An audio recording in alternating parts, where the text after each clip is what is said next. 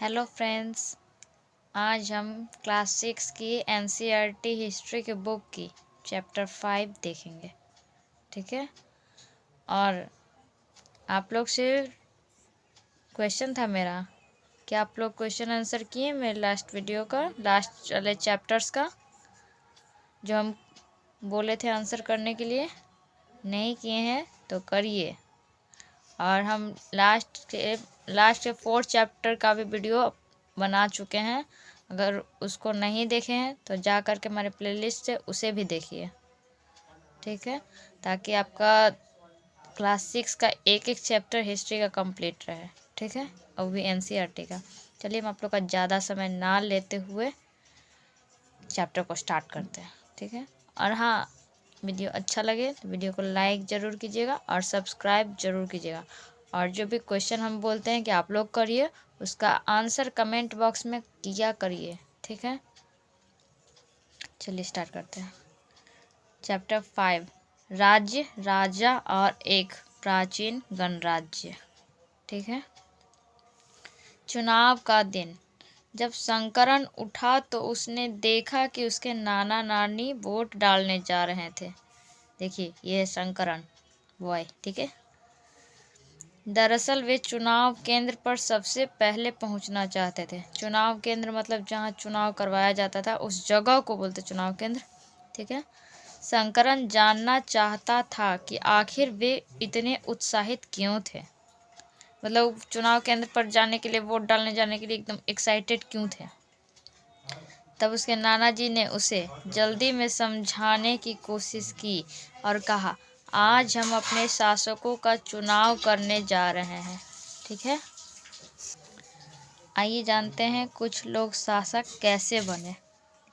लगभग 50 वर्षों से हम अपने शासकों का चुनाव मतदान के जरिए करते आ रहे हैं। लेकिन बहुत पहले लोग शासक कैसे बनते थे? करीब 3000 साल पहले कुछ लोग बड़े बड़े यज्ञों को आयोजित कर राजा के रूप में प्रतिष्ठित हो गए। प्रतिष्ठित मतलब फेमस। ठीक है। अश्वमेध यज्ञ एक ऐसा ही आयोजन था। ठीक है। इसमें एक यज्ञ का नाम है अश्वमेध यज्ञ। ठीक है। इसमें एक घोड़े को राजा के लोगों की देखरेख में स्वतंत्र विचरण के लिए छोड़ दिया जाता था। इस घोड़े को किसी दूसरे राजा ने रोका तो उसे वहां अश्वमेध यज्ञ करने वाले राजा से लड़ाई करनी पड़ती थी।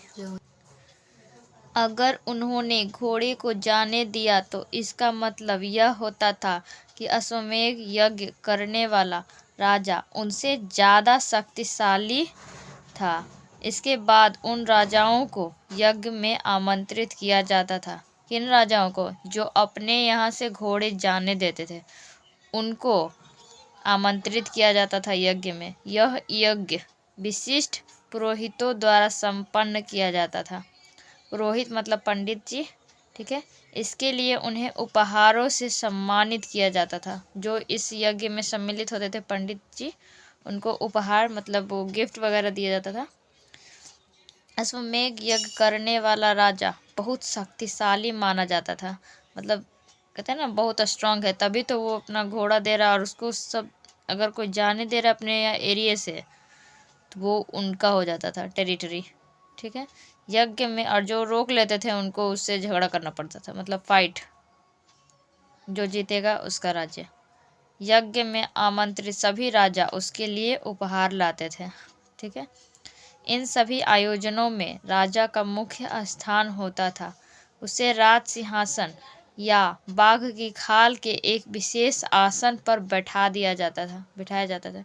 बाघ की खाल, जैसे अब महादेव को तो देखेंगे, उनका बाघ का खाल रहता है, उसे से समझ ले, उसी पर बिठाया जाता था। युद्ध क्षेत्र में राजा का सारथी मतलब जो रथ वगैरह का चलाता था ना, जैसे इसमें अर्जुन के सारथी बने थे कृष्ण जी, तो सारथी मतलब रथ को चलाने वाले। ठीक है। साथ ही उनका सहचर होता था, मतलब उनके सह मतलब साथ, अचर मतलब चलने वाला, सहचर मतलब साथ चलने वाला होता था। ठीक है।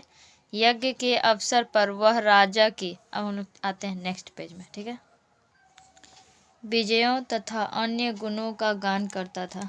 जैसे मतलब जो साथ में रहता था वही सब राजा का जो क्या क्या कौन कौन सी टेरिटरी जीता है, कहाँ पर जीता है, या फिर उसमें और कौन कौन सी क्वालिटी है, उन सब का गुणगान करता था। राजा के सगे संबंधी खासकर उनकी रानियां तथा पुत्रों को भी कई छोटे छोटे अनुष्ठान करने होते थे। अनुष्ठान मतलब पूजा पाठ। अन्य सारे आमंत्रित राजाओं का काम सिर्फ बैठकर यज्ञ की पूरी प्रक्रिया को देखना भर था।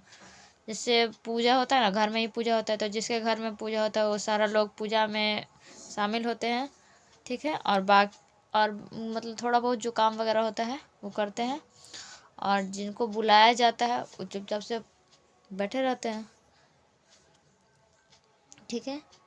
राजा के ऊपर पुरोहित पवित्र जल के छिड़काव के साथ साथ अन्य कई अनुष्ठान करता था। जैसे पुरोहित मतलब हो गया पंडित जी, भी बताएं। राजा के ऊपर पंडित जी कहते हैं ना, गंगा जल का छिड़काव, जैसे अभी भी होता है, गंगा जल छिड़कते हैं, तो वही जल, पवित्र जल के छिड़काव के साथ साथ अन्य कई अनुष्ठान करता था। जैसे अब फूल दे देगा, उनको बोलेगा समर्पित कीजिए, या फिर हवन वगैरह में जो होता है ना वो डालने के लिए, उनको याद नहीं आ रहा है, वो डालने के लिए कहते हैं। ये सभी तो अनुष्ठान ही हुआ, ठीक है। विष अथवा वैश्य जैसे सामान्य लोग उपहार लाते थे। विष और वैश्य हम लास्ट चैप्टर में बताए हैं, चैप्टर 4 में, कि विष और वैश्य किसको कहा जाता था। तो इसमें इस चैप्टर में भी हम बता ही देते हैं, सामान्य लोगों को कहा जाता है। जैसे आम जनता लोग उपहार लाते थे, जिन्हें पुरोहित शूद्र मानते थे, उन्हें कई अनुष्ठानों में शामिल नहीं किया जाता था। जैसे आप लोग सुने होंगे, ब्राह्मण, क्षत्रिय, वैश्य, शूद्र, तो ये हो गया शूद्र, जिससे मानते थे उसको पूजा पाठ में भी शामिल होने नहीं देते थे, ठीक है। इस यज्ञ में उपस्थित होने वालों की एक सूची बनाओ। पेशे के आधार पर वो वहाँ कौन कौन से वर्ग शामिल थे, ये आप लोग कीजिएगा। आगे पढ़ते हैं। वर्ण, उस समय 4 सामाजिक वर्ग थे, ठीक है। कौन कौन थे? ब्राह्मण, क्षत्रिय, वैश्य एवं शूद्र, वो भी जस्ट बताया है, ठीक है।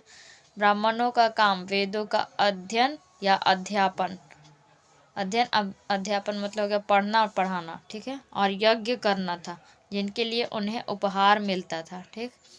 क्षत्रियों का काम युद्ध करना था और लोगों की रक्षा करनी थी। वैश्यों का काम खेती, पशुपालन तथा व्यापार थे। शूद्रों का काम अन्य 3 वर्गों, जो शूद्र के अलावा ब्राह्मण, क्षत्रिय, वैश्य, इन तीनों की सेवा करना था, ठीक है। इसको पढ़ लेते पहले। चित्रित धूसर पात्र, देखिए कैसे है ये। धूसर मतलब हो गया आपका रेड और ब्राउन का मिक्स्ड, रेडिश ब्राउन, ठीक है। इस तरह के पात्रों में ज़्यादातर थालियाँ और कटोरियाँ ही मिली है, थाली और कटोरी मिला है चित्रित धूसर पात्र में, ठीक है। ये पात्र बहुत ही पतली सतह के सुंदर और चिकने हैं। शायद इनका प्रयोग खास मौक़ों पर महत्वपूर्ण लोगों को भोजन परोसने के लिए किया जाता था। देखिए कैसे है ये, ठीक है। हम लोग आते इधर। जनपद, महायज्ञों को करने वाला राजा अब जन के राजा न होकर जनपदों के राजा माने जाने लगे। जैसे उनका ये टेरिटरी था, उनका घोड़ा को जाने दिया, मान ली इस एरिया से जाने दिया, इस एरिया से जाने दिया, इससे जाने दिया, इससे जाने दिया, तो ये सब उनके अंडर में आ गया, उनके कंट्रोल में आ गया। तो पहले सिर्फ राजा होते थे, जन के राजा मतलब सिर्फ एक एरिया के, अब जनपदों के राजा हो गए, ठीक है। जनपद का शाब्दिक अर्थ है जन के बसने की जगह होता है। जन मतलब हो गया लोग, और या फिर एक एरिया हो गया, ठीक। कुछ महत्वपूर्ण जनपद मानचित्र 4 पृष्ठ 45 में दिखाए गए हैं। पृष्ठ 45 नेक्स्ट पेज है, इसमें हम लोग देख लेंगे, ठीक है। पुरातत्वविदों ने इन जनपदों की कई बस्तियों की खुदाई की है। दिल्ली में पुराना किला, उत्तर प्रदेश में मेरठ के पास हस्तिनापुर और एटा के पास अतरंजी खेड़ा इनमें प्रमुख है। खुदाई से पता चला है कि लोग झोपड़ियों में रहते थे और मवेशियों तथा अन्य जानवरों को पालते थे। वे चावल, गेहूँ, धान, जौ, दालें, गन्ना, तिल तथा सरसों जैसी फसलें उगाते थे। क्या इस सूची में तुम्हें किसी ऐसी फसल का नाम मिला जिसका उल्लेख अध्याय 3 में नहीं है? 3 वाला चैप्टर को खोल करके देखिएगा। ठीक है, अब हम लोग आते हैं नेक्स्ट पेज में। लोग मिट्टी के बर्तन भी बनाते थे। इनमें कुछ धूसर और कुछ लाल रंग के होते थे। धूसर मतलब हो गया रेड और ब्राउन का मिक्स्ड, रेडिश ब्राउन, और लाल रंग के होते थे। इन पुरास्थलों में कुछ विशेष प्रकार के बर्तन मिले हैं जिन्हें चित्रित धूसर पात्र के रूप में जाना जाता है। चित्रित मतलब उसमें पेंट किया हुआ होगा जरूर, या फिर कुछ चित्र वगैरह किया होगा। ठीक है, आगे पढ़ते हैं। जैसा कि इनके नाम से ही स्पष्ट है, इन बर्तनों पर चित्रकारी की गई है। देखिए, हम अभी बताए थे वही। ये आमतौर पर सरल रेखाओं तथा ज्यामितीय आकृतियों के रूप में है। सरल रेखा मतलब स्ट्रेट लाइंस को जोड़ जोड़ करके बनाया हो गया। ठीक, या फिर ज्यामितीय मतलब ज्योमेट्रिकल फिगर्स होंगे। ठीक, हम लोग आगे बढ़ते हैं। महाजनपद।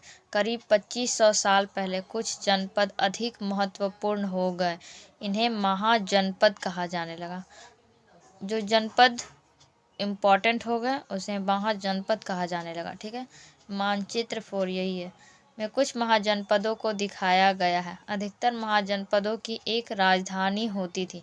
कई राजधानियों में किलेबंदी की गई थी, अर्थात इनके चारों ओर लकड़ी, ईंट या पत्थर की ऊंची दीवारें बनाई गई थी। इन लोग देख लेते हैं कुछ महत्वपूर्ण जनपद। ढूंढिए मेरे साथ। मिल गया, एक तक्षशिला मिला है, ये गांधार मिला है, और ये कुरु, हस्तिनापुर, पांचाल, कौशल, कौशाम्बी, राजगृह, मगध, वैशाली, बज्जी, अंग, और ये देखिए अवंती और उज्जैन, और भी है, और हमको नहीं मिल रहा है। अगर आपको मिल रहा होगा तो कमेंट करके बताइएगा। ठीक है, अब हम लोग आते हैं नेक्स्ट पेज में। ऐसा लगता है कि लोगों ने अन्य राजाओं के आक्रमण से डरकर अपनी सुरक्षा के लिए इन किलों का निर्माण किया। देखिए, किस लिए किलों का निर्माण किया है? तो अन्य राजाओं के आक्रमण से डरकर अपनी सुरक्षा के लिए इन किलों का निर्माण करा। कुछ राजा अपनी राजधानी के चारों ओर विशाल, ऊंची और प्रभावशाली दीवार खड़ी कर अपनी समृद्धि और शक्ति का भी प्रदर्शन करते थे। मतलब शक्ति भी दिखाते थे कि, और अपनी समृद्धि का। देखो कि अब जैसे आप लोग पद्मावत मूवी देखे होंगे, उसमें एक कितना बड़ा दीवार रहता है, किला से वो प्रोटेक्शन किए रहता है। ठीक है, उसी को याद कर लीजिए, समझने में आसानी होगी। बताते थे उसे, यह पता चलता है, उस दीवार से यह पता चलता है कि हम प्रॉस्पेरियस है, सब कुछ है मेरे पास, और मेरे पास पावर भी है साथ ही, और दूसरा सुरक्षा भी हो जाएगा। ठीक, इस तरह से किले के अंदर रहने वाले लोगों और उस क्षेत्र पर नियंत्रण रखना भी सरल हो जाता होगा। जैसे अब एक एरिया हो गया, ये इसके अंदर अब कितना सारा लोग है। अब इसका एक मेन डोर तो ज़रूर होगा, उससे कौन अंदर आता है, कौन कहाँ जाता है, कौन सा जासूस है, ये वो सब पता चल जाता था पहले के ज़माने में। इसी तरह से ठीक है, तो वही बोल रहे हैं कि उस क्षेत्र पर नियंत्रण रखना भी सरल हो जाता होगा। इस तरह की विशाल दीवार बनाने के लिए व्यापक योजना की आवश्यकता थी, और लाखों की संख्या में ईंटों तथा पत्थरों का इंतजाम करना पड़ता था। हजारों स्त्री, पुरुषों तथा बच्चों ने इसके लिए अथक परिश्रम किया होगा। अथक मतलब बहुत बहुत परिश्रम किया होगा। इनके लिए संसाधनों की आवश्यकता पड़ती होगी। देखिए कितना बड़ा दीवार है, देखिए इतना हाई लेवल का किला है। देखिए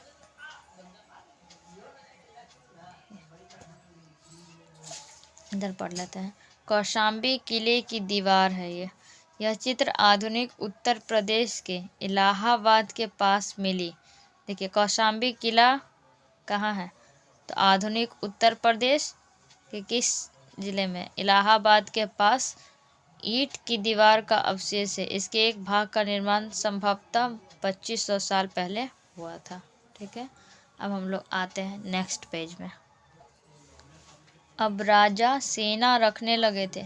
सिपाहियों को नियमित वेतन देकर पूरे साल रखा जाता था। देखिए नियमित वेतन दिया जाता था और पूरे साल रखा जाता था।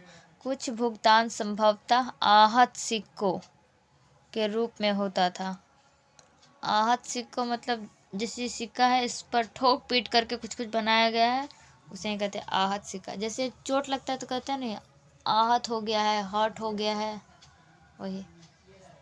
ठीक है, इन सिक्कों के बारे में तुम अध्याय 8 में पढ़ोगे। ठीक है, हम लोग पढ़ लेते हैं। महाजनपदों के राजा ऋग्वेद में उल्लेखित राजाओं से किस प्रकार भिन्न थे, 2 अंतर बताओ। अब आप लोग बताइएगा या नहीं बताइएगा, क्या पता, हम ही बता देते हैं। देखिए महाजनपद के राजा ऋग्वेद में उल्लेखित राजाओं से किस प्रकार भिन्न थे, क्योंकि उन लोग का एक एरिया होता था और कुशल योद्धा उन लोग की प्रजा द्वारा ही चुने जाते थे। लेकिन यहाँ पर महाजनपद में जो जितना शक्तिशाली होगा, जो जिस राज्य पर कब्जा कर लेगा वो उसका, इस तरह से भिन्न हो गए। ठीक है, और वो लोग सेना, अस्थाई सेना नहीं थी उनके पास, ये लोग अस्थाई सेना रखते थे। बस 2 अंतर बताना था, बता दिया। हो सकता है आपके मन में कुछ और होगा, आप कुछ और बता दो, कमेंट करो। कर, या कर मतलब हो गया टैक्स। महाजनपदों के राजा विशाल किले बनवाते थे। अभी दिखाए ना लास्ट पेज में किला। ठीक है, और बड़ी सेना रखते थे, इसलिए उन्हें प्रचुर संसाधनों की आवश्यकता होती थी। इसके लिए उन्हें कर्मचारियों की भी आवश्यकता होती थी। अब इतना बड़ा सेना रखेगा तो उसको मेंटेन करने के लिए तो आदमी चाहिए ही, प्लस किला वगैरह बनवा रहे हैं तो अब किसी ना किसी के अंडर में तो होगा ही, तो कर्मचारी की आवश्यकता तो होती ही होगी। अतः महाजनपद के राजा लोगों द्वारा समय समय पर लाए गए उपहारों पर निर्भर न रहकर अब नियमित रूप से कर वसूलने लगे। नियमित मतलब रेगुलरिटी बेस पे, क्योंकि अब यज्ञ करेंगे, यज्ञ में राजा उपहार देंगे, या फिर हो सकता है अब पता नहीं त्योहार वगैरह होता होगा, या फिर जैसे अभी तो बर्थडे पार्टी हो जाता है मेन गिफ्ट के लिए, मेन यही हो गया, बर्थडे हो गया, सालगिरह हो गया, यही सब अभी मतलब यही है।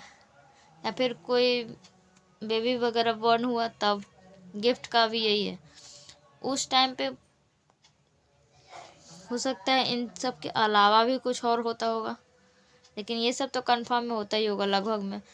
राजा महाराजा है तो इनविटेशन दिया, तो अब गिफ्ट हमेशा थोड़ी ये मिलते रहेगा, अब गिफ्ट पर काम चलता है किसी का। तो बस वही बोल रहे हैं कि अब गिफ्ट पर निर्भर नहीं है, क्योंकि निर्भर रहेंगे तो इतना कुछ होगा ही नहीं। तो अब क्या करने लगे थे, रेगुलरिटी बेस पर कर वसूलने लगे थे, मतलब टैक्स। अभी भी तो टैक्स लिया जाता है। जैसे देखिए आगे पढ़ते हैं हम लोग। फसलों पर लगाए गए कर है, फसल। ठीक है, फसल पर जैसे अंग्रेज लोग में भी सुने होंगे भू राजस्व कर, तो जो पैदावार होती है उस पर टैक्स लगाया गया। ठीक है, कारीगरों के ऊपर लगाए गए कर, जो कारीगर होते थे कुछ, जिससे कि अब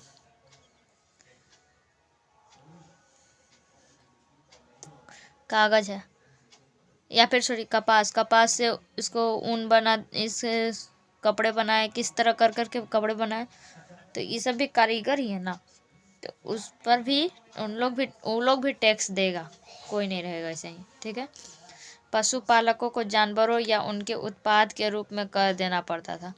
जो पशु पालते थे या तो वो अपने जानवर को देंगे, या फिर जानवरों से जो उत्पाद, जैसे अब दूध मिलता है, दूध से घी बन गया, दही बन गया, मिठाई बन गया, ये सब उनको इस सब के रूप में भी उनको टैक्स देना पड़ता था, मतलब बच नहीं सकते हैं टैक्स से। व्यापारियों को सामान पर कर देना पड़ता था। जो बिजनेसमैन होते थे जितना सामान लाते थे उनको सामान पर टैक्स पेड करना पड़ता था। ठीक है। आखेटकों तथा संग्राहकों को जंगल से प्राप्त वस्तुएं देनी होती थी। आखेटक मतलब शिकारी हो गया, और संग्राहक जो इकट्ठा करते थे कुछ भी, जंगल से प्राप्त वस्तुएं देनी होती थी। अब मतलब जंगल से अब कुछ भी इकट्ठा किए, जैसे लकड़ी इकट्ठा की, लकड़ी ये दीजिए, फल दीजिए, फूल दीजिए, या फिर फल फूल के जो बीज वगैरह हो जाते थे वो सब दीजिए, लेकिन दीजिए, बच नहीं सकते हैं आप। आखेटक तथा खाद्य संग्राहक राजाओं को क्या देते होंगे? इसका आंसर तुम अभी कर दिया। शिकारी क्या देगा? जो अपना शिकार करेगा इससे या उससे थोड़ा थोड़ा बहुत हिस्सा दे देगा, या फिर कभी हो सकता है प्रेजेंटेशन कर दे, प्रेजेंट दे दे कि जो अभी शिकार किया वही दे दे। कृषि में परिवर्तन, हम लोग परिवर्तन पढ़ेंगे। कृषि मतलब एग्रीकल्चर, चेंजेस इन एग्रीकल्चर। ठीक है। इस युग में कृषि के क्षेत्र में 2 बड़े परिवर्तन आए। कौन कौन से थे देखते हैं। हल के फाल अब लोहे के बनने लगे। मतलब हल हल होता था जो खेती के लिए, खेती में इस्तेमाल किया जाता है, देखे होंगे आप लोग, वो अब लोहे का बनने लगा। इसका मतलब पहले लकड़ी का था, तब ना अब लोहे का बन रहा है। आगे पढ़ते हम लोग। अब कठोर जमीन को लकड़ी के फाल की तुलना में लोहे के फाल से आसानी से जोता जा सकता था। समझ गए? लकड़ी के फाल से जो जमीन को करते थे, अब लोहे के फाल से करने लगे, जिससे आसानी से और जल्दी जल्दी भी होने लगा था। ठीक है। इससे फसलों की उपज बढ़ गई। अब जल्दी जल्दी, जैसे अब किसी एक एरिया में यहाँ तक डालना था, ठीक है, अब और इसका एरिया यहाँ तक, यहाँ यहाँ यहाँ यहाँ सब जगह है। ठीक है। पहले करते करते करते इतना ही करते करते लोग थक भी जाते थे, और शायद हो सकता है सीजन ख़त्म हो जाए, या फिर आगे बढ़ते बढ़ते तक में यहाँ फसल तैयार हो जाए, ये भी होता होगा। लेकिन अब जब से लोहा का हो गया, तब यहाँ यहाँ यहाँ थोड़ा जल्दी जल्दी होने लगा, और कम से कम तो इतना से तो ज़्यादा एरिया पर ही हो गया होगा। ठीक है। तो इससे फसल की उपज बढ़ गई। दूसरे लोगों ने धान के पौधों का रोपण शुरू किया। मतलब अब ज़्यादा होने लगा ये हल से, तो धान भी लगाने लगे। ठीक है। अर्थात खेतों में बीज छिड़ककर धान उपजाने के बजाय धान की पौधे लगाकर उनका रोपण शुरू किया गया। जैसे अब धान का पौधा धान को मतलब उपजाना है, तो क्या करते थे, पहले बीज छिड़क देते थे। अब बीज से हुआ तो हुआ, नहीं हुआ तो नहीं हुआ, तो अब क्या करने लगे कि धान का जो पौधा है लगाने लगे, पौधा तैयार करके। एक और बिजनेस हो गया कि धान का पौधा तैयार करने लगे सब। अब धान का पौधा तैयार करने लगे और उनको खेत में लगाना है, तो जाहिर सी बात है अच्छा खासा बिजनेस होता होगा। रोपण शुरू किया गया। अब पहले की तुलना में बहुत ज़्यादा पौधे जीवित रह जाते थे। जैसे अब बीज डाल दिए, अब बीज से अब पौधा निकला नहीं निकला क्या पता, लेकिन पौधा ही ला करके डालेंगे तो ये तो कन्फर्म है कि वो बड़ा हो ही जाएगा। इससे फल फूल अब शायद ही होता होगा जो ख़राब हो जाए, लेकिन वही बोल रहे कि ज़्यादातर पौधे जीवित रह जाते थे, मतलब उनको कुछ नहीं होता था, इसलिए पैदावार भी ज़्यादा होने लगी। ठीक है। पढ़ते हैं। क्या तुम बता सकते हो कि राजा इन परिवर्तनों को प्रोत्साहन क्यों देते होंगे? इसलिए देते होंगे ताकि जितना ज़्यादा फसल का रोपण होगा, फसल होगा तैयार, उतना ही उनको टैक्स मिलेगा। ठीक है। टैक्स मिलेगा, और अब देखिए इस और टैक्स मिलेगा तो इसको कहीं कहीं और भी इन्वेस्टमेंट कर सकते हैं। हो सकता है फसल ज़्यादा हो तो इसका व्यापार भी कर सकते हैं, अन्य दूसरे राज्यों को भी दे सकते हैं, वहाँ से भी इनका टैक्स का कलेक्शन हो जाएगा, और यहाँ का लोग भी खुश रहेगा, प्रजा भी, कि अब और राजा भी टेंशन फ्री कि कोई भूखा नहीं मरेगा। भूख का कभी मतलब ये उनको गोडाउन का भी हो गया, क्या अपना फसल को गोडाउन में सेव रख सकेंगे। ठीक है। कहीं से कोई लॉस नहीं था, इसीलिए इन लोग राजा इन सबको प्रोत्साहन देते होंगे। ठीक है। अब हम लोग आते हैं नेक्स्ट पेज में। सूक्ष्म निरीक्षण। आइए हम थोड़ी पैनी नज़र डाल देते हैं इस पे। मगध मानचित्र 4 पृष्ठ 45 में मगध ढूंढो। मगध हम दिखा दिए थे आप लोग को ढूंढ करके, ठीक है। लगभग 200 सालों के भीतर मगध सबसे महत्वपूर्ण जनपद बन गया। गंगा और सोन जैसी नदियाँ मगध से होकर बहती थी। कौन कौन सी नदियाँ मगध से होकर बहती थी बताइए? गंगा और सोन जैसी नदियाँ। यातायात, जल वितरण और जमीन को उपजाऊ बनाने के लिए बहुत महत्वपूर्ण थी। कौन थी? तो नदियाँ महत्वपूर्ण थी। मगध का एक हिस्सा जंगलों से भरा हुआ था। इन जंगलों में रहने वाले हाथियों को पकड़कर और उन्हें प्रशिक्षित कर सेना के काम में लगाया जाता था। यही नहीं, जंगलों से घर, गाड़ियाँ तथा रथ बनाने के लिए लकड़ी मिलती थी। घर भी लकड़ी के होते थे, गाड़ियाँ मतलब कि बैलगाड़ी हो गया, घोड़ा गाड़ी हो गया, और रथ तो हो ही गया, के लिए लकड़ी मिलती थी। इसके अलावा इस क्षेत्र में लौह अयस्क की खदानें हैं। मजबूत औजार और हथियार बनाने के लिए बहुत उपयोगी थे। लोहा मिलता था, अभी बताया ना, हल्का फाल जो लकड़ी का था उसको लोहा का बनाया गया, ठीक है। मगध में 2 बहुत ही शक्तिशाली शासक हुए। कौन कौन? बिंबिसार तथा अजातशत्रु। बिंबिसार हुए और अजातशत्रु। अन्य जनपदों को जीतने के लिए हर संभव साधन अपनाते थे। मतलब जो कर सकते हैं, साम दाम दंड भेद जो कर सकते हैं करते थे। महापद्मनंद एक और महत्वपूर्ण शासक थे मगध के। उन्होंने अपने नियंत्रण का क्षेत्र इस उपमहाद्वीप के उत्तर पश्चिम भाग तक फैला लिया था। उपमहाद्वीप चैप्टर 1 में ही है, इसके बारे में हम बता चुके हैं, ठीक है। नियंत्रण मतलब हो गया कंट्रोल, मतलब उनका एरिया कहाँ तक था उपमहाद्वीप के उत्तर पश्चिम। देखिए ये हो गया नॉर्थ, साउथ, ईस्ट, वेस्ट। ये हो गया उत्तर, पूरब, दक्षिण, पश्चिम। कहाँ तक बोल रहा है? उत्तर और पश्चिम, इधर इधर उपमहाद्वीप के इधर तक पूरा फैला लिए थे, ठीक है। बिहार में राजगृह यानी आधुनिक राजगीर जो है उसी को राजगृह कहा जाता था पहले।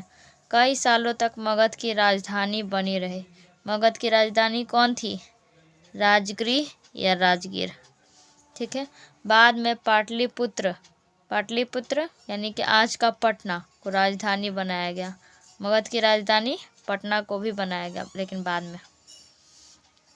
2300 साल से भी पहले की बात है।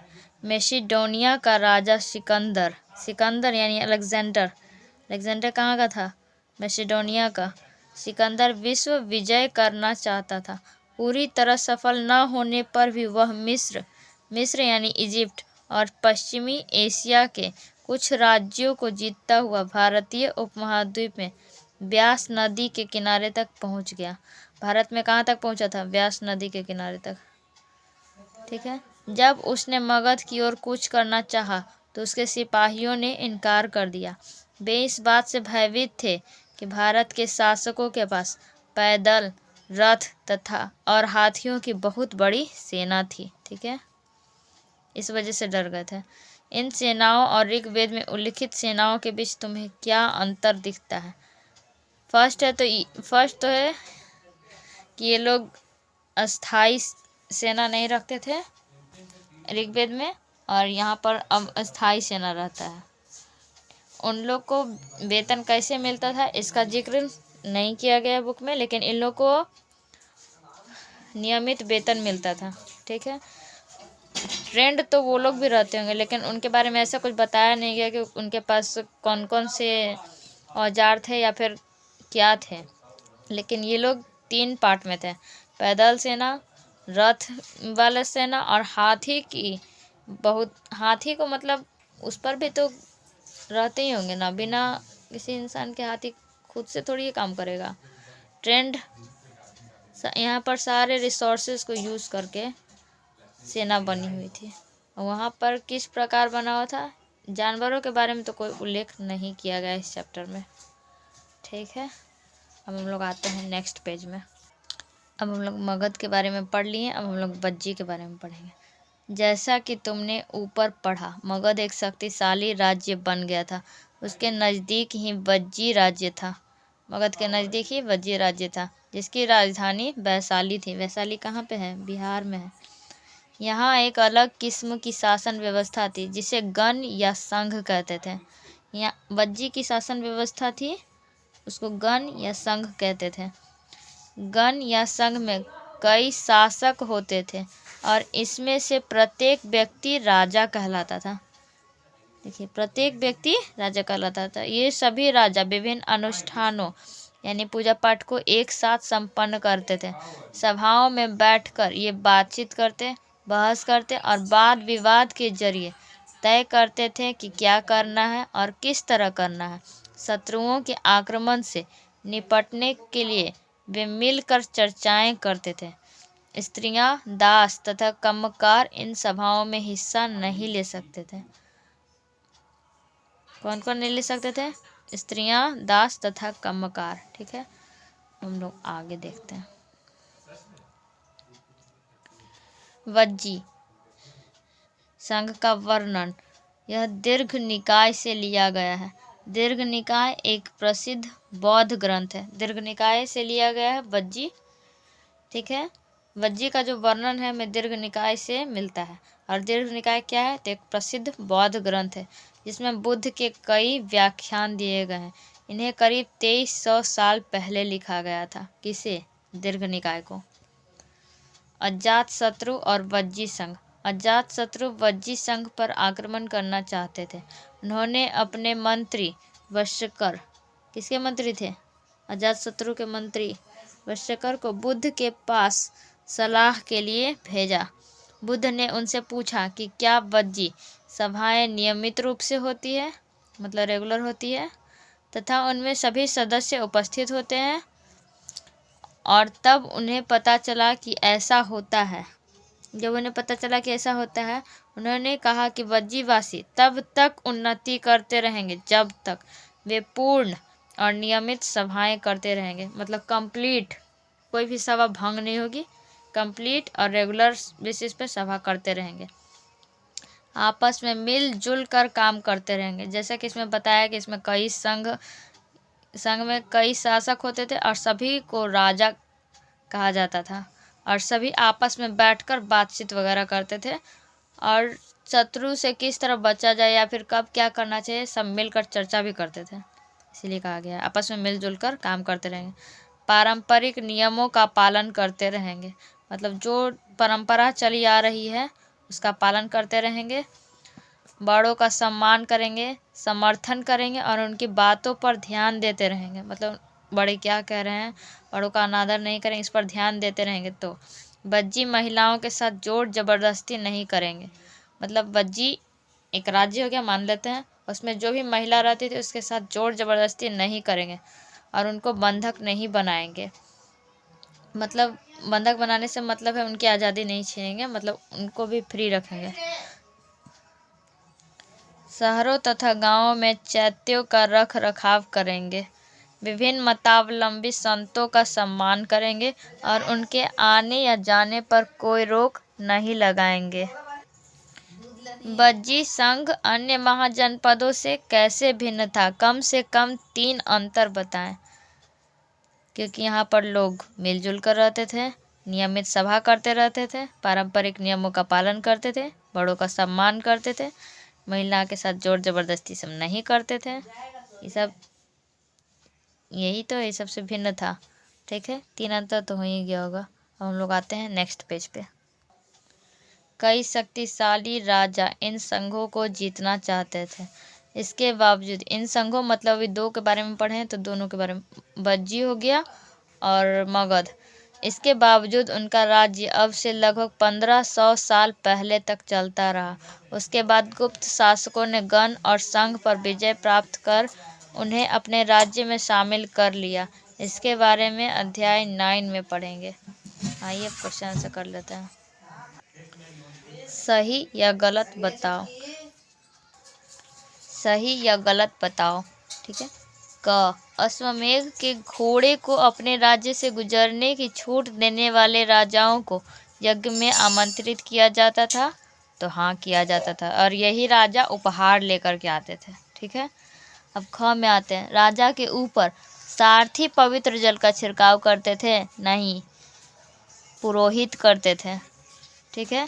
ग, पुरातत्वविदों को जनपदों की बस्तियों में महल मिले हैं।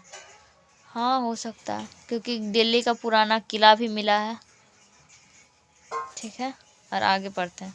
चित्रित धूसर पात्रों में अनाज रखा जाता था। नहीं, विशेष अवसर पर भोजन परोसने के लिए यूज किया जाता था। महाजनपदों में बहुत सारे नगर किलाबंद थे। तो हाँ, थे। नीचे दिए गए खानों में निम्नलिखित शब्दों को भरो। इसमें भरना है, देखिए, आखेटक संग्राहक है, कृषक, व्यापारी, शिल्पकार एवं पशुपालक को 5 कॉलम में 5 में भरना है।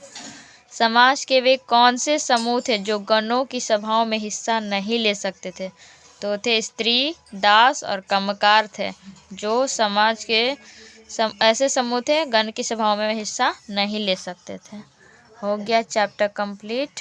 हम मिलते हैं नेक्स्ट चैप्टर के साथ नेक्स्ट वीडियो में। वीडियो अच्छा लगे तो वीडियो को लाइक और चैनल को सब्सक्राइब कर दीजिएगा, और आंसर कमेंट बॉक्स में ज़रूर कीजिएगा, कमेंट कीजिएगा। ठीक है, बाय बाय।